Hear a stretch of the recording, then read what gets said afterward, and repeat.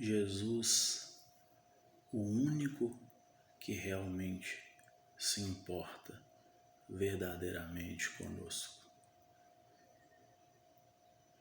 Amar, pagar o preço.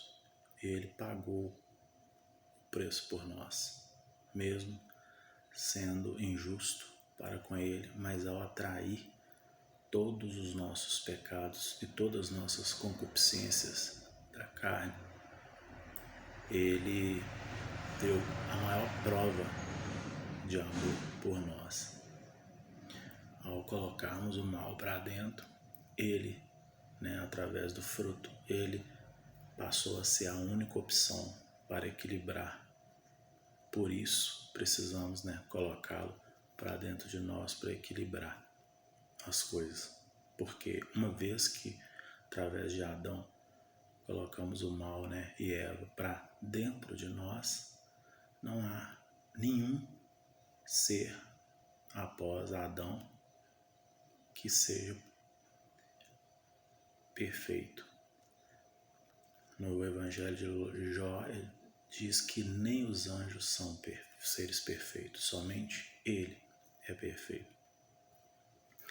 A parábola do administrador infiel, iniciando aqui esse estudo que vamos fazer do capítulo 16 e 17, lembrando que a gente faz a leitura cronológica desde Gênesis aqui no canal, e já chegamos no vídeo 238 com esse, e a ideia é chegar até Apocalipse, tendo de Gênesis a Apocalipse todo lido,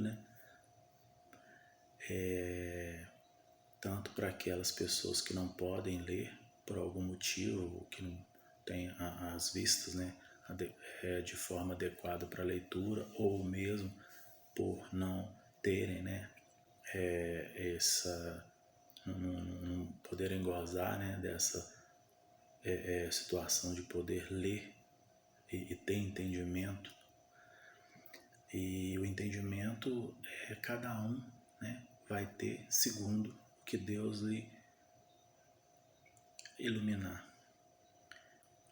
E a leitura que a gente faz da parábola do administrador infiel aqui no capítulo 16, do versículo 1 ao 13, diz que disse Jesus também aos discípulos: havia um homem rico que tinha um administrador, e este foi denunciado como estava a defraudar os seus bens. É muito comum do ser humano se corromper.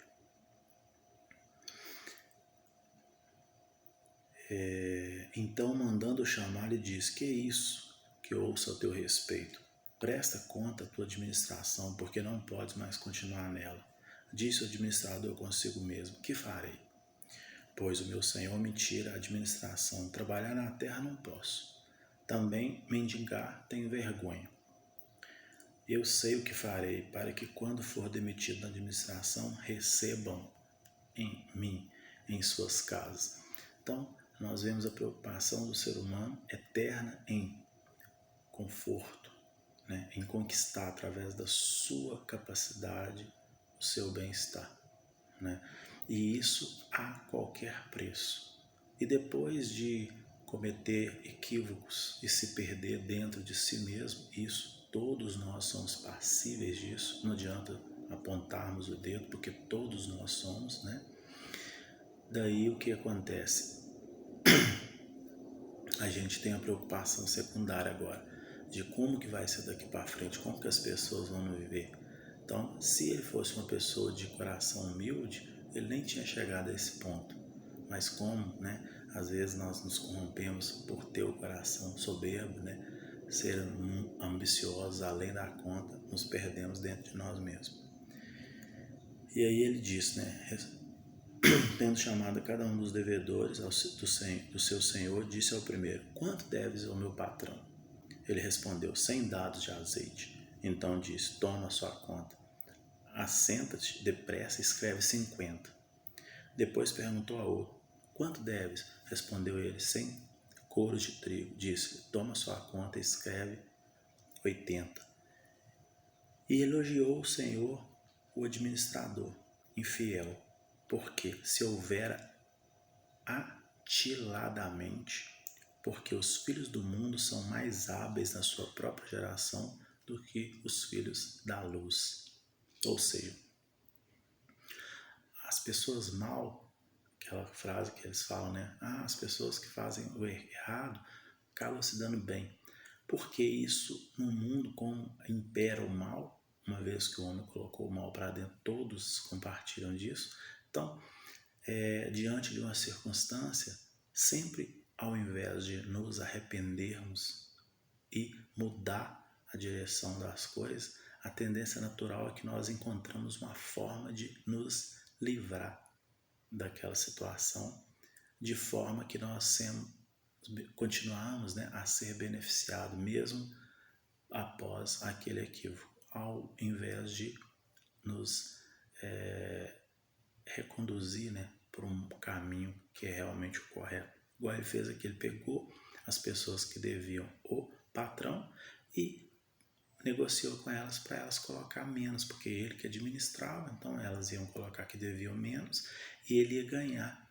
Ele ia fazer ali uma concessão, né, a ganhar com eles lá na frente. Então ele já estava preocupado, já que deu ruim, então vamos resolver o problema para frente. E não estava preocupado em ter uma retidão, em mudar, né, de caminhada, mudar o rumo das coisas.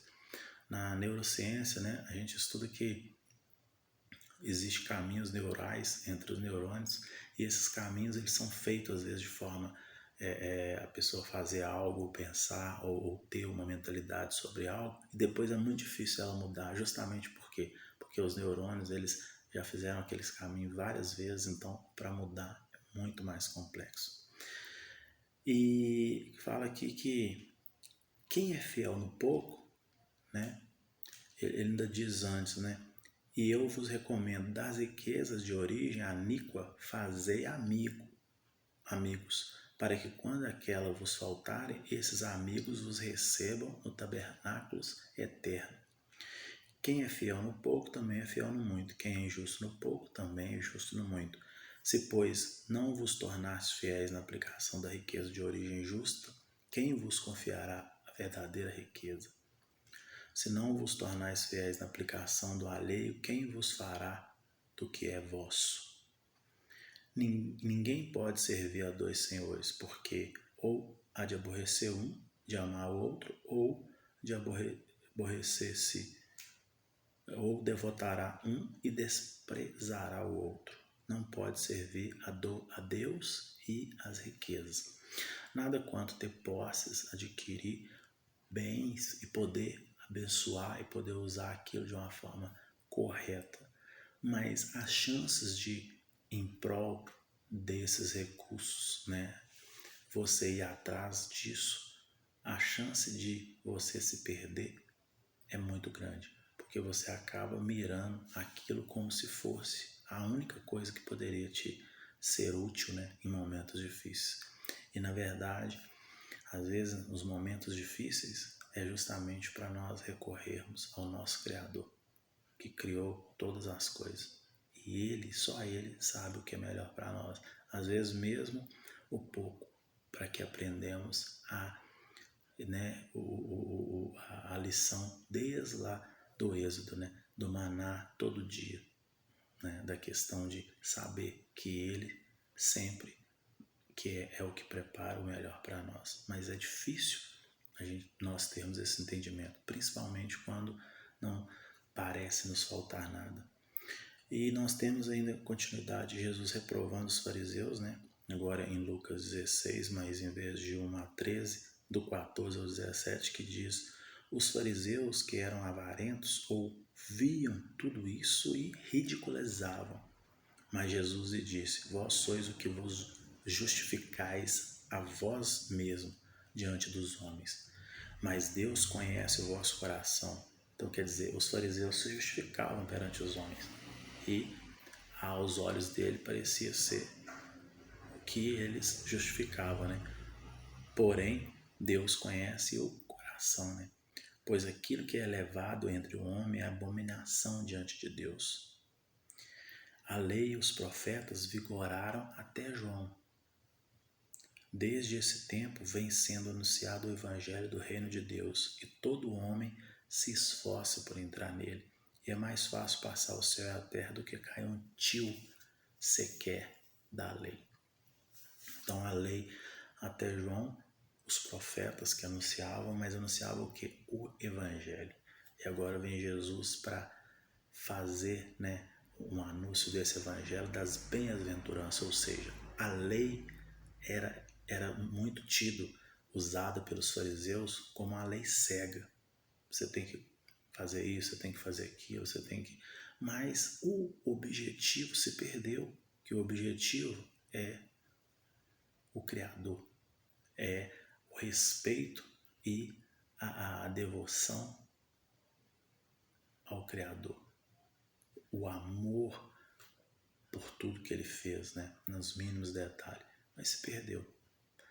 Acharam que a lei era simplesmente para seguir porque era decidido daquela forma, mas a lei foi feita justamente para que o ser humano se desse bem, para que ele não se perdesse novamente dentro dele mesmo, uma vez que ele já tinha um mal dentro dele e era muito fácil ele se perder. Acerca do divórcio, nós vemos aqui novamente falando aqui em Lucas 16, no versículo 18, que quem repudiar sua mulher, casar com outra, comete adultério, tanto quanto aquele que casa com a mulher repudiada. Mas se você entender essa parte histórica aqui que fala em Mateus 18, acerca do divórcio, em Lucas 16, 18, mas tem também em Mateus 19 e Marcos 10. Isso já foi estudado por nós no vídeo 222 e no vídeo 232, Mateus 19 e Marcos 10. Mas os homens, eles achavam, aborreciam com a mulher, achavam que elas não serviam mais e davam uma carta de repúdio.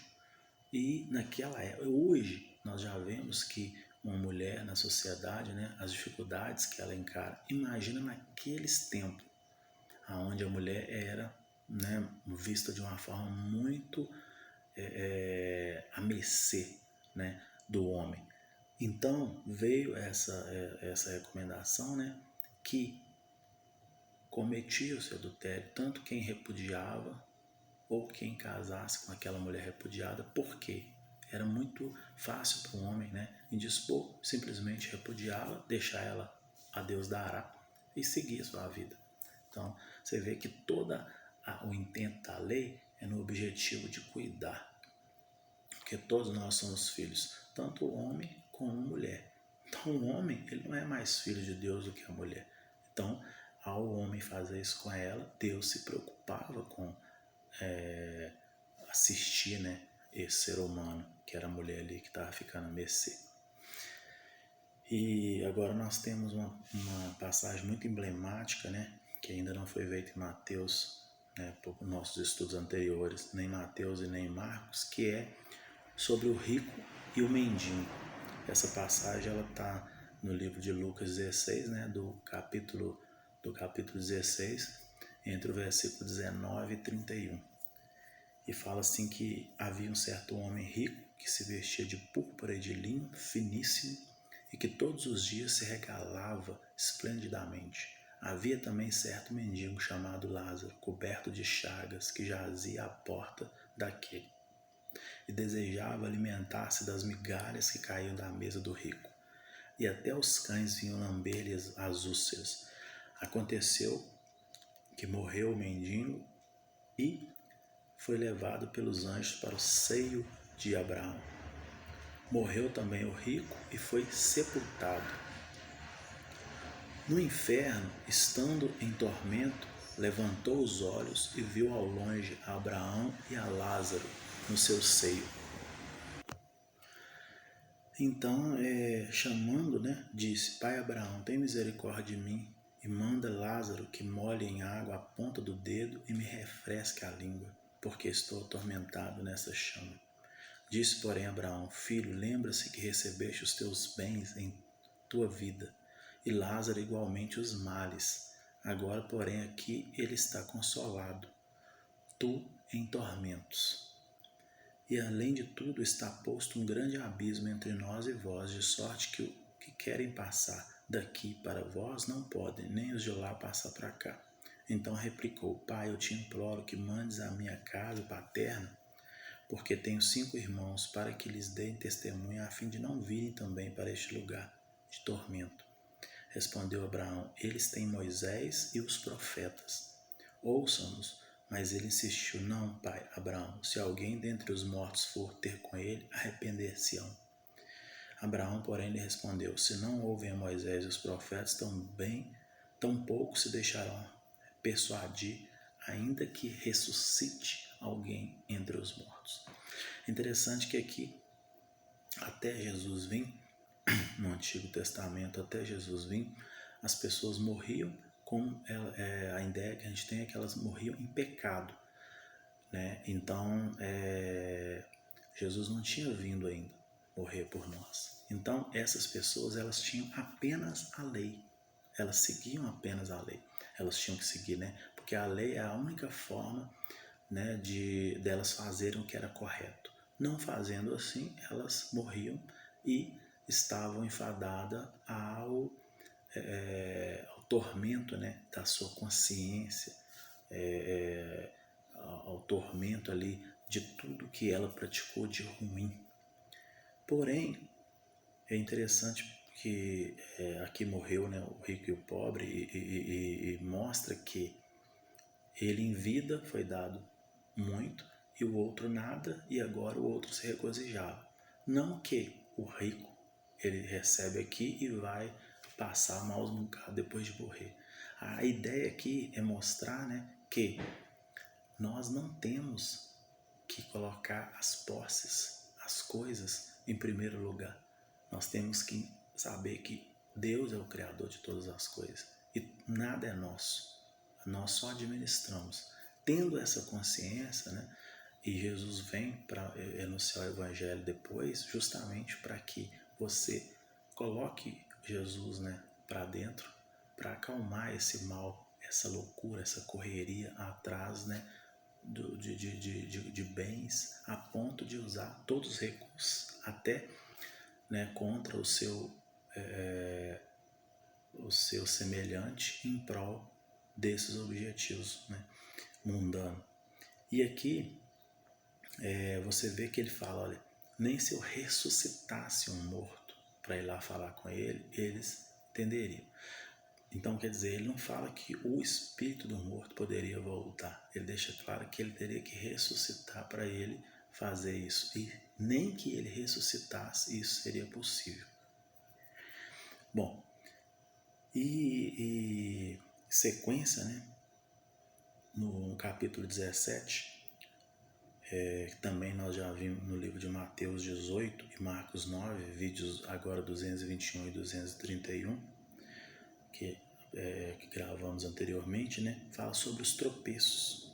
E Jesus fala que haverá tropeços, ou seja, pessoas que passam algo bom, às vezes vão tropeçar. O problema é que várias outras pessoas que têm a visão daquela pessoa ali como alguém que representa uma parte de Deus aqui na Terra, elas tendem às vezes a cair, a tropeçar junto. Então ele fala que ai daqueles, né, que fizerem os pequeninos tropeçarem. Então, para mostrar que essa questão de liderança, de ser, como diz lá no livro O Príncipe, né, você é responsável por aqueles que você cativa. Então, uma vez que você cativou algo, cativou alguém, você se torna responsável por ela. Você tem que tomar cuidado para que você não seja, né, um mau exemplo para ela. E ainda no capítulo 17, né, diz quantas vezes devemos perdoar um irmão. Também em Mateus 18, né, no vídeo de referência aqui 221, repete o que agora, né, é descrito aqui em Lucas 17, do 3 ao versículo 10. E ele fala: devemos perdoar o irmão quantas vezes for necessário. Se ele errar por 7 vezes e pecar contra ti vier, que você perdoe. Então essa máxima de que se a pessoa realmente ela volta a repetir o erro, é porque ela não se retratou. Isso é mentira. Aqui está falando que se por 7 vezes pecar contra ti e vier ter contigo, dizendo que está arrependido, perdoar ali. Então disseram os apóstolos, né, ao Senhor, aumenta-nos a fé. Respondeu-lhe o Senhor: se tiverdes fé como um grão de mostarda, direi a essa moreira: arranca-te e transplante-te do mar, e ela vos obedecerá. Quer dizer, parecia que para eles era um difícil, né, perdoar. Então aumenta a nossa fé. E ele falou, né, que se tiver pouco, já é o suficiente. Como um grão de mostarda, né? E é interessante porque às vezes você quer o perdão, você quer ser perdoado, mas você tem dificuldade em perdoar. Perdoar uma dívida, perdoar uma coisa que fizeram com você. Nós temos dificuldade como humano. E o Evangelho de Cristo é nesse sentido, porque sabe da dificuldade que o ser humano tem nessa questão da mudança. Então, cientificamente, né, a neurociência ela explica essa questão da dificuldade humana em ter uma sequência de fatos, de traumas, de crenças limitantes, de forma de ver as coisas. E mesmo quando enxerga que aquilo às vezes poderia ser melhor, continua naquele caminho. Tem dificuldade em mudar. E através da terapia, através da busca, né? Aqui às vezes, através de uma religião, ou mesmo lendo a palavra, por um momento às vezes você sente que as coisas vão mudar, mas logo depois às vezes você tem dificuldade. E aí é o momento de procurar ajuda, uma ajuda talvez que Judas deveria ter procurado quando ele viu que ele tinha um BO com a parte financeira e acabou suicidar, mesmo convivendo com Jesus durante 3 anos, o que mostra que não é o fato de você conhecer o Evangelho, de você seguir uma religião que vai fazer a mudança na sua vida. Você tem que procurar ajuda também no sentido de mudar a sua mentalidade, de enxergar coisas que você vê, mas às vezes não consegue enxergar como deveria. São caminhos neurais, né, que precisam ser remodelados.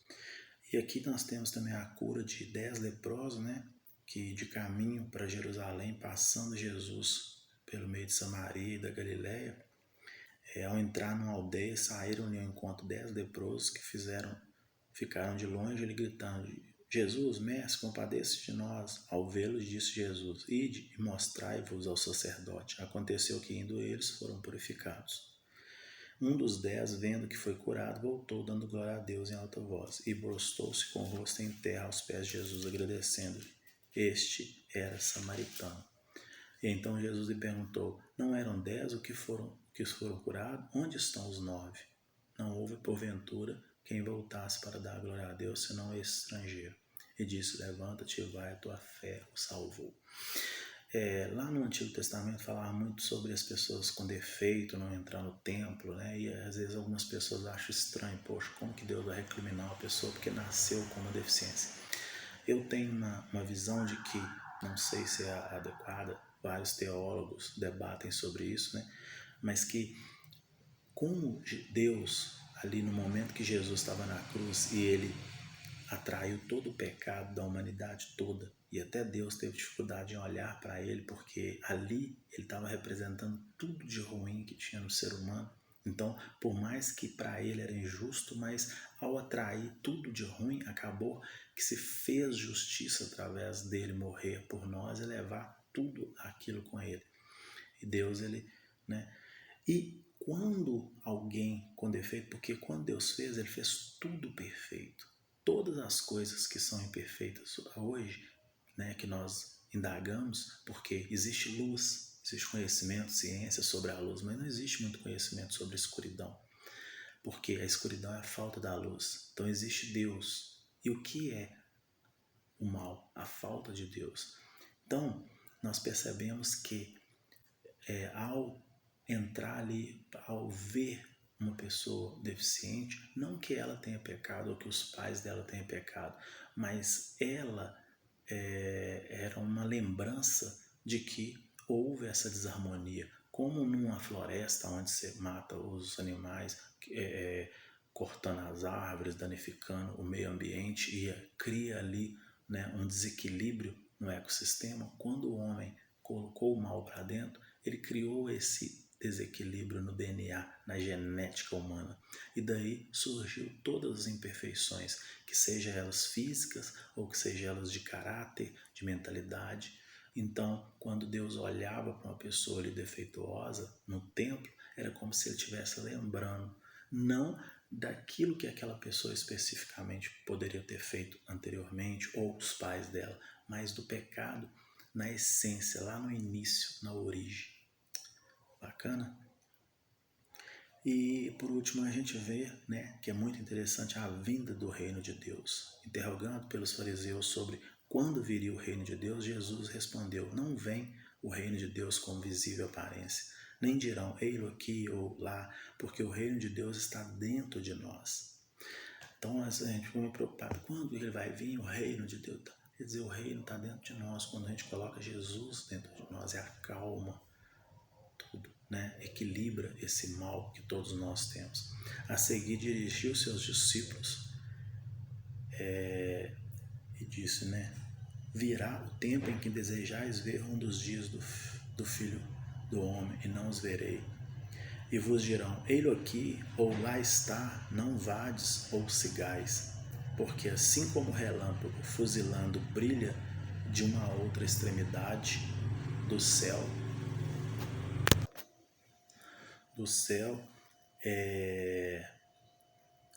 assim será no dia do Filho do Homem. Mas importa que primeiro ele padeça muitas coisas e seja rejeitado por gerações. Assim como foi nos dias de Noé, será também nos dias do Filho do Homem. Comiam, bebiam, casavam e davam em casamento até o dia que Noé entrou na arca e veio o dilúvio e destruiu tudo. O mesmo aconteceu nos dias de Ló. Comiam também, compravam, vendiam, plantavam, edificavam. Mas no dia em que Ló saiu de Sodoma, choveu do céu enxofre e destruiu todos. Assim será no dia em que o Filho do Homem se manifestar. Naquele dia que estiver no eirado e tiver os seus bens em casa, não desça para tirá-los. E de igual modo, quem estiver no campo, não volte para trás. Lembra-vos da mulher de Ló. Quem quiser preservar a tua vida, perdê-la-á, e quem perder, de fato salvará. Digo-vos que naquela noite 2 estarão numa cama, um será tomado e outro deixado. 2 mulheres estarão juntas moendo, e uma será tomada e a outra deixada. Então lhe perguntaram, onde será isso, Senhor? Respondeu-lhe, onde estiver o corpo, aí se ajuntará também os abutres. Quer dizer, onde você vê, né, ali o abutre, vai estar o corpo. Então onde será? Onde acontecerá? Né? Então essa visão mostra, interessante que o reino de Deus, ele está dentro de nós. A forma de nós nos comportar, na forma que nós procuramos através do Evangelho as boas novas para que nós nos vá bem. Não como